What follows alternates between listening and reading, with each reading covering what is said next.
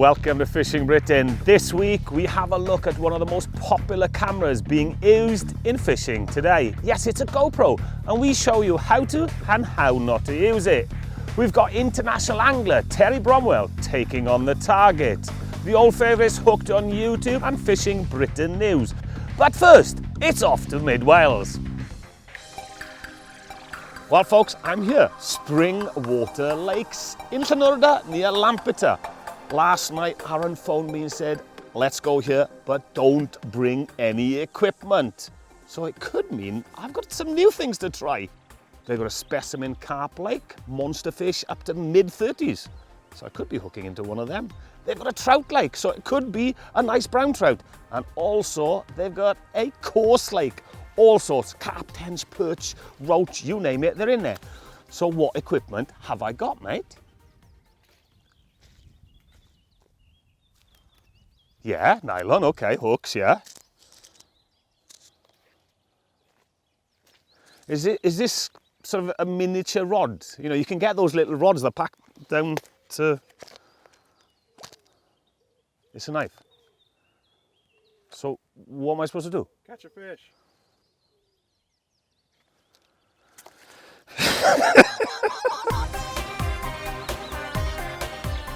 Right, what options have I got? Well, number one, now you might have seen these guys out in the sea using a free line. Simple thing actually, you have just use a rock, use it as a weight, put the hook on, find some worms and check it out. But I don't think the fluorocarbon's strong enough for that, so I'm gonna have to find a stick. I'm gonna have to make a rod. Oh my God.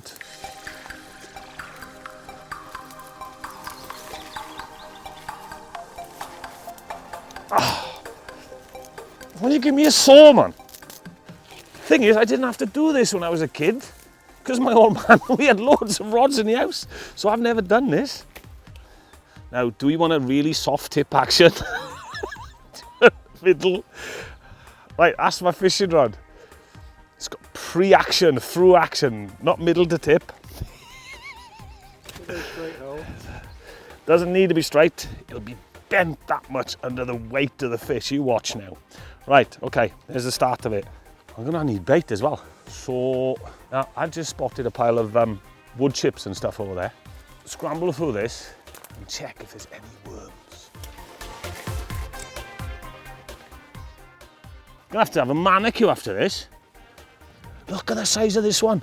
Look at that. No fish is gonna refuse it. It's a monster. Stop wriggling, man. Don't like worms. Look at him. It's a snake. Snake charmer. He's a slippery bugger, isn't he? Now then, here's the rod. Now, I chose this for a specific reason. If I pop this out, you see the inner drum there? That's why I chose the size of that. So there's my reel. Up there for thinking, down there for dancing. Right, now then. So I've got a reel. I now need rings. So, do you know the olden days what they do? They actually did them out of safety pins. But I got nothing. So first things first, ring number one. Forget all these Fuji rings and everything. See, bit of fluorocarbon. Is it gonna work though? I haven't got a clue. Ring number two.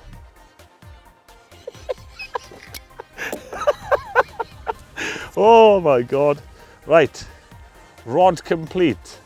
These are the new super duper, state of the art, maneuverable rings. Thread the rod. Right, now then, there we go. There's your rod, and there's your reel. Now, where's the hooks? Here we go. So, dead twig. That's going to be my float. But do you know what everybody tells you? Always fish the margins, because the fish are in the margins. There's your float. And the great thing, if it comes off, there's a load more where they came from. I'm not going to use all the worm or half the worm. I'll tell you what, to start with, we'll use a whole, no we won't. I haven't got that many worms, so sorry mate. There we go, half a worm.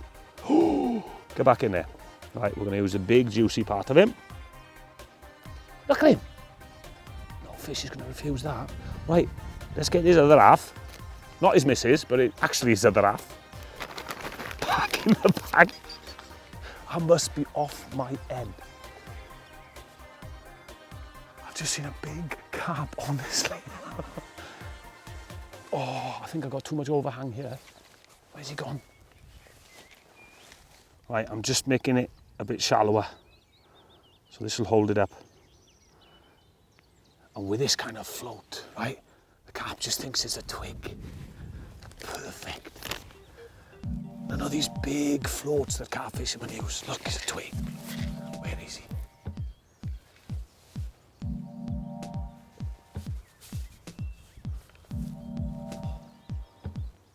Just spooked him.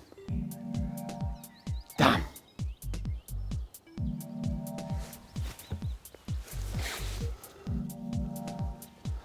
Oh, I need the wind to blow it out. Make sure those don't escape.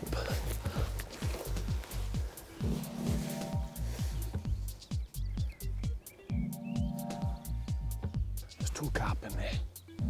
My clumsy size 10's just spooked it. So I'm just thinking, I'll just put it out there. It's on the deck. Piece of wood's just floating nicely. I'm just thinking, stay down. I can see a shadow over there now. I'm just thinking, if they were here before, they might come back in. Just wait patiently. See, this is where the camouflage on the rod comes into being. They just think it's just a twig sticking out. £5 fluorocarbon. Not the most forgiving rod on the market. Look, there's two carp there now, they're coming towards me.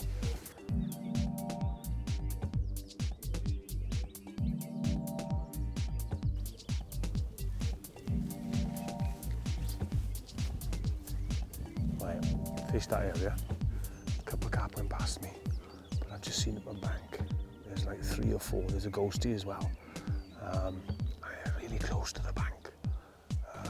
Problem with this is, it doesn't cast very far.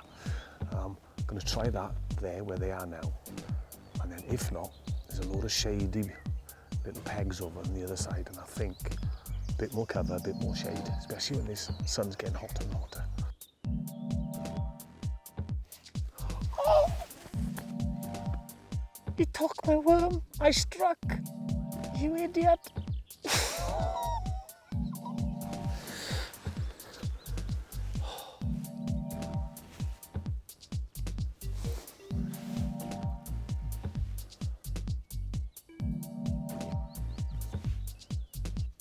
Don't take me now, for God's sake.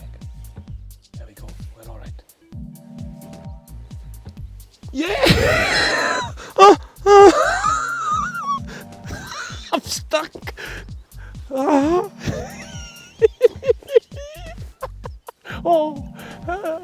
Oh my God. Oh no, the rings have snapped. Oh, I've got a hand line him. Okay, mate, okay. Hold on. Oh, what an awesome fish. What is it? It's a little roach, I think. It's a coarse fish. It wasn't the big carp that were out there. I had one carp turn, had a look at my worm, but I tell you what, I've never been so happy to see a fish in my life. You beauty. Oh. Do you think you can catch me a bigger one? No. That was fishing with minimal tackle. Thank you, Aaron. Talking of minimal tackle, here's David with the news.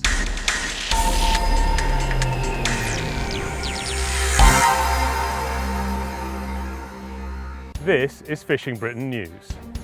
An American actress has gone fishing to the slogan, "Fish are friends, not food." That's what the Wolf of Wall Street actress Margot Robbie posted alongside this photograph of her holidaying in Nicaragua. Still, nice bikini. A fishing group has secured £75,000 worth of grants to restore a fishing pond in Hull. Oak Road Fishing Pond is a 2-acre site and is aimed at youngsters and beginners and offers carp, tench, perch, rudd and bream. Hull and District Anglers Association secured the grant from the Rank Foundation and the Esme Fairburn Foundation. A deep-sea fish, normally caught off the coast of Ireland, has turned up in just 50 foot of water off the south coast of England. This megrim or whiff ended up in a Littlehampton fishmonger. A dispute over fishing rights going back over 100 years may well hang on a few old photographs. Selkirk and District Angling Association says it had the fishing rights on the Haining beat of the River Ettrick in the borders of Scotland before the First World War. But the Crown Estate disagrees. If anyone recognises a relation from Ettrick in these photographs taken from 1870 to 1913, it could help prove that the town, not the Crown, owns the river. And finally, what's Fishing Britain News without a decent shark story? This week, a video on YouTube shows Australian fishermen laughing as a huge great white shark swims up to their boat, and then the shark tries to tear the motor off it. The anglers turned off the engine and the shark, 2 miles off the coast of Pottsville in New South Wales, calmed down. You are now up to date with Fishing Britain News. Fishing for facts, landing the story. Thank you, David. Now, Terry takes on the Target Challenge. It's the Fishing Britain Target Challenge, and this week's victim is Terry Bromwell. Go! He's got to throw the beanbag into the centre of the target, and he's done it on his first shot. Now he's got a cup one in, he's pressing it down nice and hard, and he's taking his time out on the long wobbly pole. Now Terry actually lives in the River Taff, and people do say that he's part brown trout. He's got the patience of a saint, he's not going to be rushing this. He's gone up in the air, but the beanbag has stayed in. Pushing it down seems to help. Now there's the umpire checking that there's no foul play, and he's taking it all the way to the end of the target. Oh, that was close. He's got it in. First beanbag on the cup. That's only 2 beanbags used. This is incredible. Right, okay, well, Terry is an international fly fishing champion. Let's see how he does with the plug. Is that going to get down? Look, he's doing it again. He's taking his time. He's not in any rush. And he's in first go. Maybe this is what it's about. It's not all speed. You have to really think about this and get it on aim. Right, now this shouldn't be a problem. First chuck with this and we'll have a record. Is that in? Oh, no. Oh, he's all around it. Oh, come on, Terry. He's almost there. I think he's overreaching a little bit. He's shooting over the back of the marker. Maybe a little bit of casting practice is needed for this. Oh, we think he's in. No, he's still going. He's got another chuck to go. And he's in. He's done it. Excellent. Well done, Terry. Fantastic work. Okay, let's have a look at that leaderboard and see how he's done. As we know, Mark Willows-Williams was on the top, and he's through at 1 minute 31. Fantastic. That is incredible. Well done, Terry. I do believe that's worth a celebration. I'm not the champion for nothing. Well done, Terry. Top of the leaderboard. 2 taffs on the top. Well done, boys. Now it's time for Gear Guide.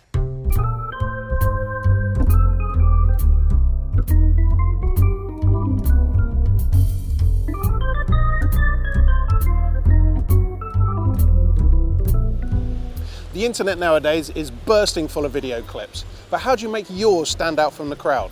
In this week's Fishing Britain Gear Guide, I'm going to show you how to catch your catches on one of these. Whether it's for showing off, showing others how to do what you do, or just giving yourself something to do when waiting for a bite. We have all seen these sorts of sports cameras, and there are many out there, but a GoPro is a great addition to your already brimming tackle box. So here are our top 5 tips for fishing with a GoPro. Tip number 1. If you're gonna wear it right. Sticking it on your head can often result in too much of this. Or the best one is the Skycam commentary. look at the size of it. Oh my God. Oh no, it's come off. It's come off. Don't worry. I've got it on the GoPro, it's fine. Take my word for it, guys. It was massive. A good tip is to try and point it further down than you think, as most of the good stuff happens roughly 2 or 3 meters in front of you. Angle the camera down so if a line was drawn from the center of the lens, it would intersect a similar line drawn from your eyes a couple of meters away. That way, you'll be recording what you're looking at. Easy. Chest mounts are great for fishing and for showing us how to tie rigs and knots. And it will eliminate a lot of the side swiping, but remember to turn your body into the action. Tip number 2. Get up close and personal. Most of the mini cameras use either a wide to ultra wide or even fisheye lens. This may be great for getting in as much action as possible on a head cam, but one side effect is that it magnifies stuff happening close to the camera while shrinking the background. Horrible, isn't it? When you're using your minicam to film your friend pulling in the big one, it's best to get close as possible to the action and avoid losing them in the background. A good rule is to have the camera no more than a couple of meters away from the center of the action, and keep it there. Tip number 3. Steady cameras means less work. Shaky footage is just annoying to watch. Handy thing about these poles also is that they're extendable, but they do take a lot of the shake out of the shot. The pole actually absorbs a lot of your hand shake part of the way. Obviously if you do too much it's going to show it, but it's actually really cool because not only that, you can get some really cool positions like selfies. Hello mum. You can actually stick it in people's faces as well. Also, under the water, boop, you can put it up above people, in trees, under their legs. You can get really creative with this type of gear. Dead handy. But if you extend it out and hold it at the top like that, it actually acts as a weight down the bottom, which makes it almost like a little steady cam. So you get used to using that. It can really help you with some really good walking tracking shots when you're wandering around. Make your creations interesting. Other options are to get good at mounting stuff. With small versatile cameras, your imagination is your only limit as to what angles you can get to bring people into the story you're telling, and there are many mounts that you can use. Tip number 4. Get the light right. Action cameras are great at their job, but to get the best results, you need to think a little bit about the lighting. As the cameraman, if you've got the sun on your back, it's going to be a better shot than having the sun in your face. But watch for your own shadow.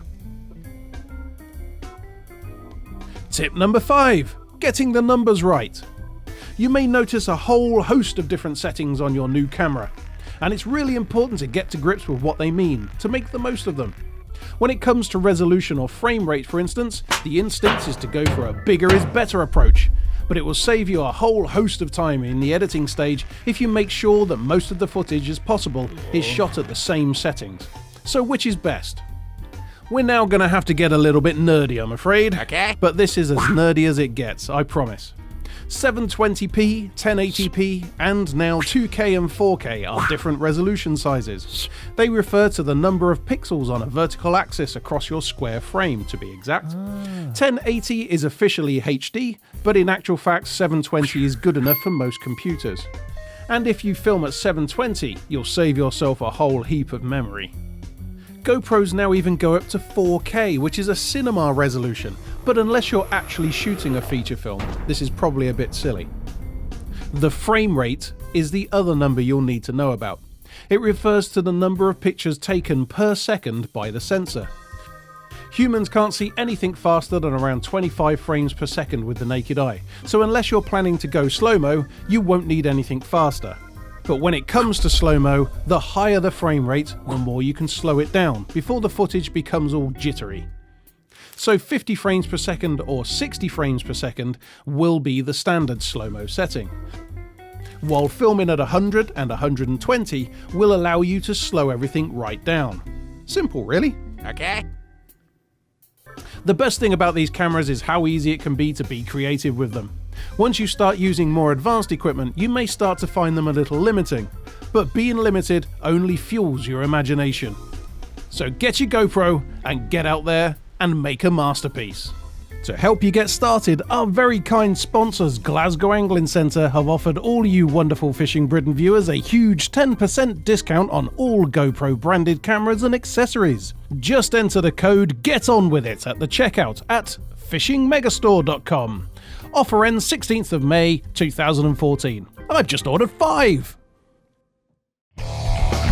Charlie Jacoby here. This is my weekly roundup of the best fishing on YouTube. Plenty of carp this week. Joe emails me with his channel, Hooked on Carp. In this show, he's on Yateley Lake in Hampshire after big mirrors, carp fishing on the Fendrod, new PB common carp course, and Swansea Videoblog 110 has Dan Jones on his first overnight session at the Welsh Carp venue in 2 years. And carp fishing Cretilax, or is that Crete Lakes 2014, shows highlights from Real Fishing UK's trip to the carp lake of the same name in France. Right, that's enough carp. TechSec Media makes beautiful films occasionally. He makes them for us. Fly Fishing with Buzzers has Tony Donnelly for Bristol Water Fisheries after rainbow and brown trout with buzzers at Chew Valley Lake. Another example of fishing as a kind of Zen meditation is Wildside TV's film A Tough Day at the Office. According to Wildside guide Chris Nishan, it's a day that doesn't go as planned. Now for 3 highly different sea fishing experiences. Let's start with the big, hunky, grungy one. Fishing with Rod shows off all the action of a large Vancouver Island salmon. Next, let's go glam. Nordic Sea Angling's Eric Axner and Jimmy Anderson take us on a fishing adventure to what they reckon is one of the best fishing places in the world, Paradise Fishing Lodge in Panama. Anything filmed by canalgratis.se looks like one of the best fishing places in the world, so it is hard to judge. And finally, let's get more exotic. If you're like me, you won't understand a word of this film, but you will get the gist of it. Ken Tantai is off to a remote island off Japan to try this technique of what a West Country boy like me calls cob fishing, only he seems to be doing it with chum. Click on the links to watch the videos, or you will find them in this film's description. If you would like to send in a video for Hooked on YouTube, ping me the link, charlie@fieldsportschannel.tv. Well, that's the end of the show. Don't hesitate to click the subscribe button, and if you wish to be reminded each week about Fishing Britain or any of the other great programs on the channel, then please go to our website fieldsportschannel.tv and fill out our constant contact form. Follow us on Twitter and find us on Facebook for all the Fishing Britain extra bites. So stop looking at the internet and get out fishing.